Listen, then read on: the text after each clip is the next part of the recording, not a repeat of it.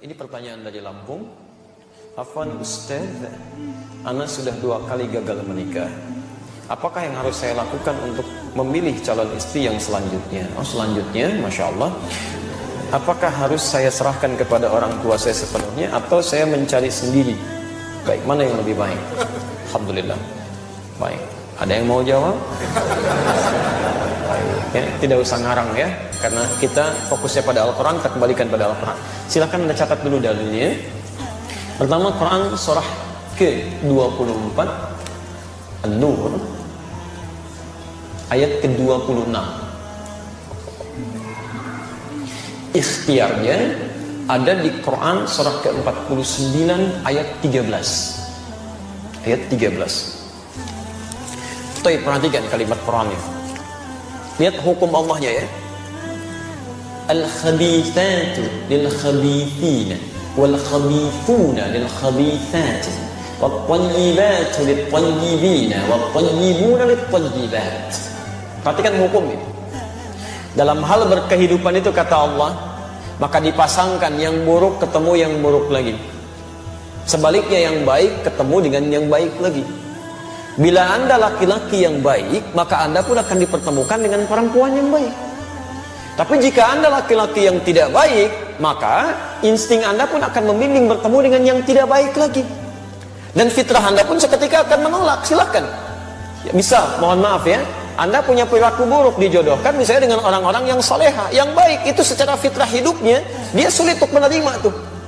Ya, hati kecilnya ada penolakan dalam jiwanya. Di baik akan ketemu baik, jelek akan ketemu jelek. Maka kalau Anda ingin menemukan pasangan yang baik, maka jadilah orang baik. Dekati Allah.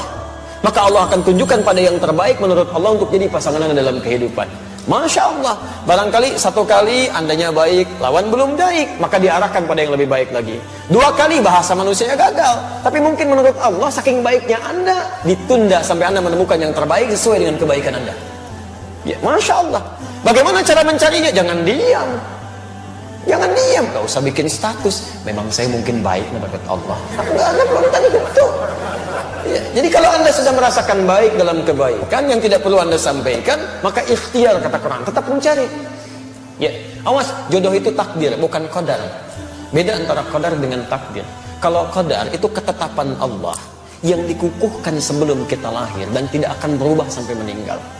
Anda mau nangis darah, mau nangis jus, nangis air, itu nggak akan pernah merubah qadar. Ya, tidak akan pernah. Hadis di Al-Arba'in kalau mau cepat, nomor hadis yang keempat, posisi paling kiri dari Abdullah bin Mas'ud. Di antara qadar itu 2 misalnya. Mohon maaf ya, ajal itu qadar. Ajal itu batas usia kita sampai meninggal. Di Anda mau nangis-nangis supaya ditunda waktu meninggalnya, nggak akan nyampe Pak. Ibu mau dipercepat, ya Allah, saya sudah bosan dengan kehidupan dunia, saya ingin cepat menghadapmu saja. Jangan dulu, tunggu, belum waktunya. Quran surah ke-7 ayat 34. Walikulli ummatin ajal. Kata Allah, setiap umat saya tetapkan waktu pulangnya. Fa idza jaa ajaluhum la yastakhiruna sa'ata wa la yastaqdimun. Ketika selesai waktunya, itu tidak akan pernah ditunda, dimajukan pun nggak bisa. Dan malaikat maut pun nggak akan bisa merubah itu. Malaikat maut nggak bisa. Ya. Begitu waktunya tepat, Ustaz Adi meninggal malam ini jam sekian, selesai.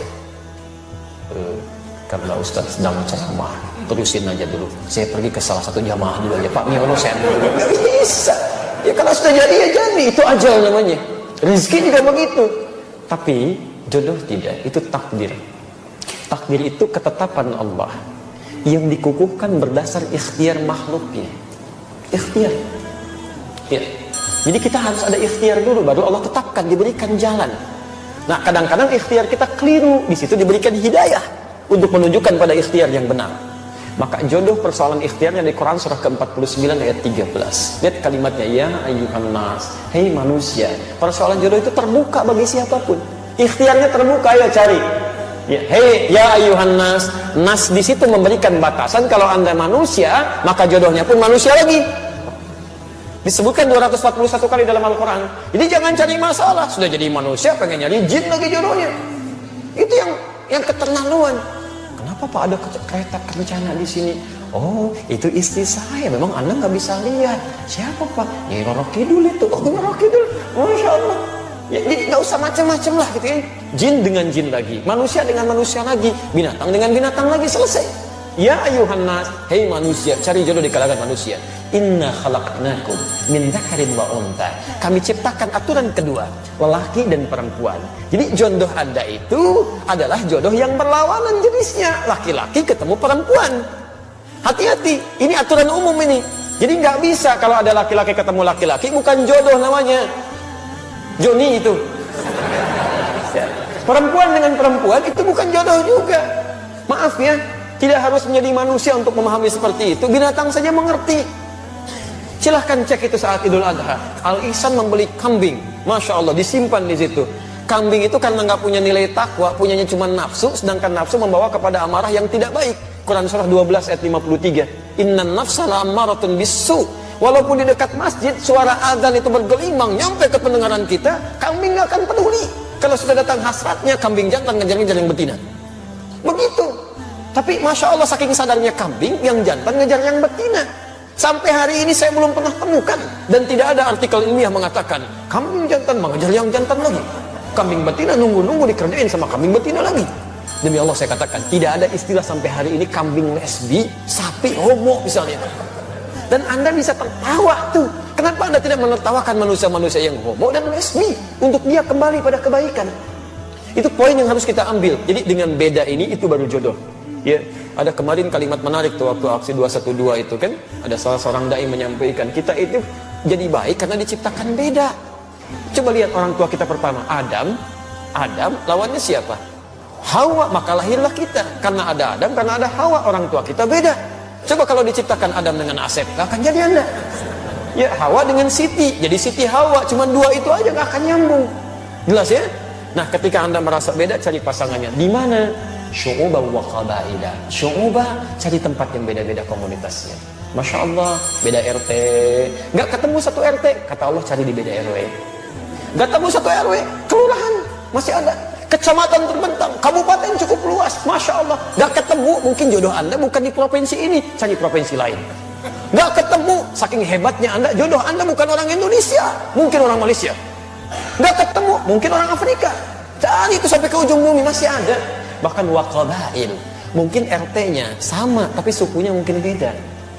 Kamu nyari di suku ini, kata Allah bukan yang ini jodoh kamu, mungkin cari di yang lain. Cari sampai dengan ketemu. Masa iya semuka bumi gak ada yang cocok dengan Anda? Kalau nggak cocok mungkin bidadari jodoh Anda itu ya. Tunggu itu sampai dengan kebaikan-kebaikan tercipta. Insya Allah diberikan kebaikan-kebaikan sepanjang ada ikhtiar di situ. Tapi ingat, aturan ikhtiar itu diikat dengan nilai terakhir. Inna akramakum indallahi atqakum. Yang terbaik di sisi Allah bukan yang menghadirkan suasana mencari jodoh dengan cara yang buruk, tapi dengan cara yang takwa. Ta'aruf itu. Kenali dengan baik, lihat batas-batas agama, jangan langgar itu. Ada setan itu, hati-hati. Setan hati-hati. Ya, setan rumah tangga itu, bahkan dia menggoda sebelum Anda disatukan. Namanya dasim. Perempuannya disebut dasim, itu Anda yang tahu. Ya.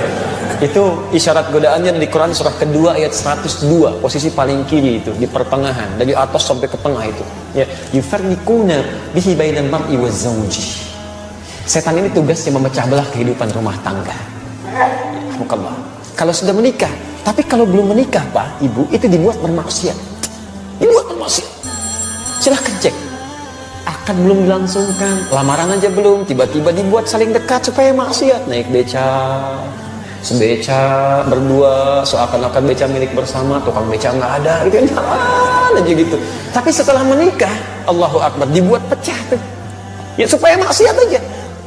Nggak ada yang paling buruk kecuali pasangan masing-masing. Nyampe.